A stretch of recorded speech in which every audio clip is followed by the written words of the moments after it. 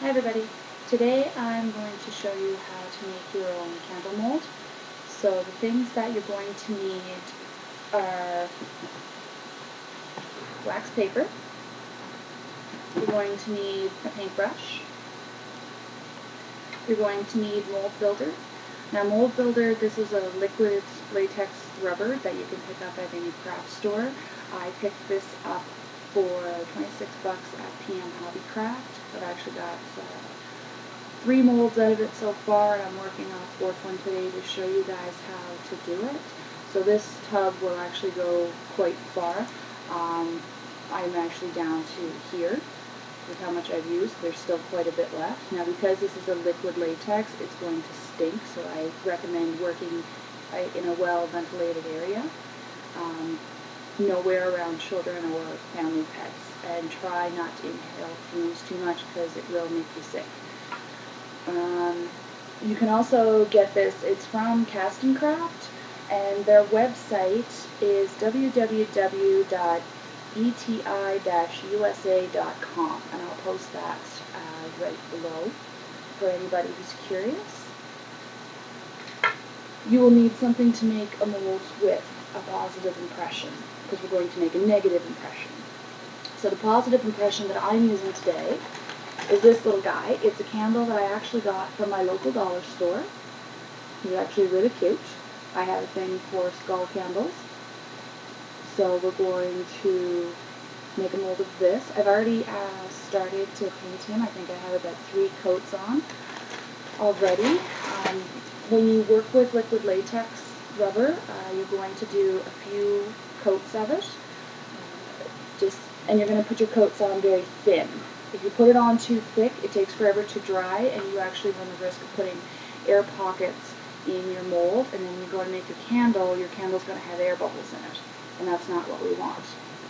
So what we're going to do is you put your positive impression on the wax paper. And the reason you do that is because when this is completely done, the wax paper makes it so much easier to peel off and get the skull or whatever you're using out of the mold.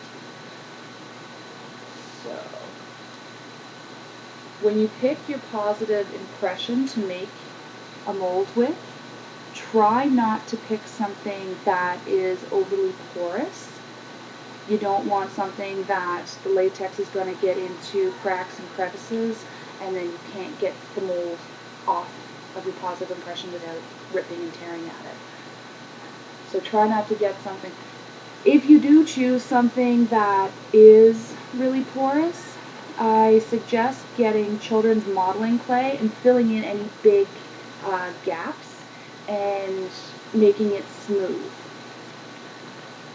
So all we're doing is we're putting a very thin layer on, and I'm just working it into all of the cracks and crevices.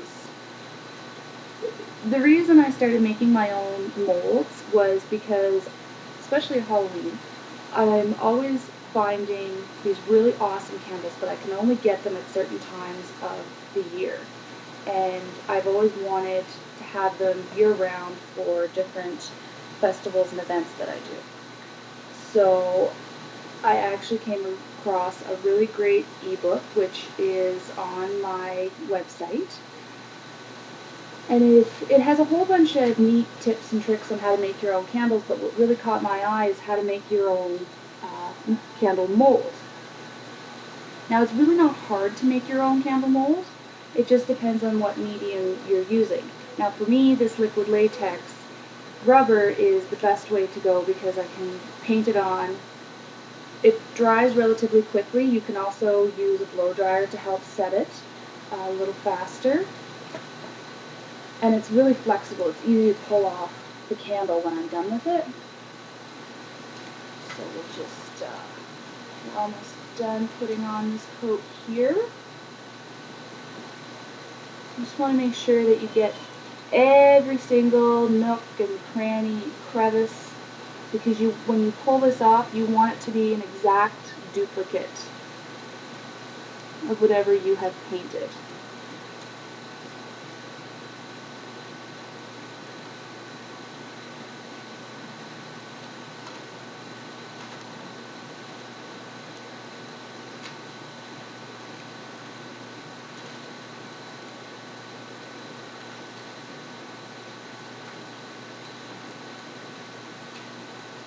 What I'm doing right now is I'm painting a big giant circle connecting all the way around, and what that's going to create is a flange, so that when I put this upside down, I can actually just cut a small hole in a box, put this upside down in the box, take down the flange, and then pour in my wax.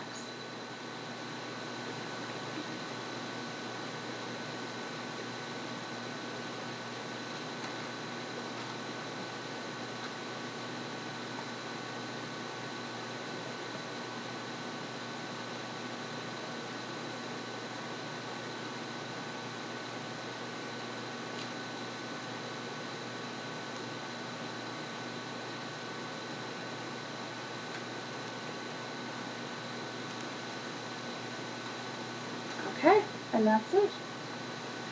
Just close this up. Make sure that you wash your paintbrush right away with cold soap and water. The instructions are on the back of this. It's very simple. It's very simple to clean up if you do get it on a surface.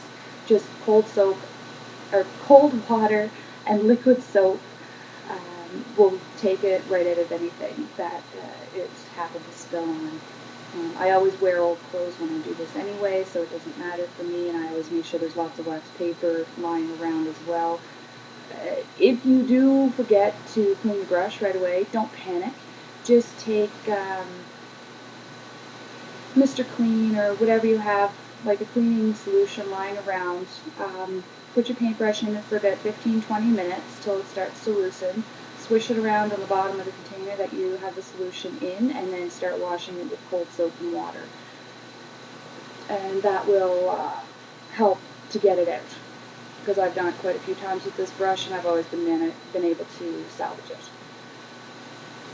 So I hope this video was helpful to you, and I hope to see you soon. Please check out my website at www.naturallytraditionalcandles.com. Everything that you see in these videos you will be able to purchase on there, whether it be candles all the way to my molds. Blessed be.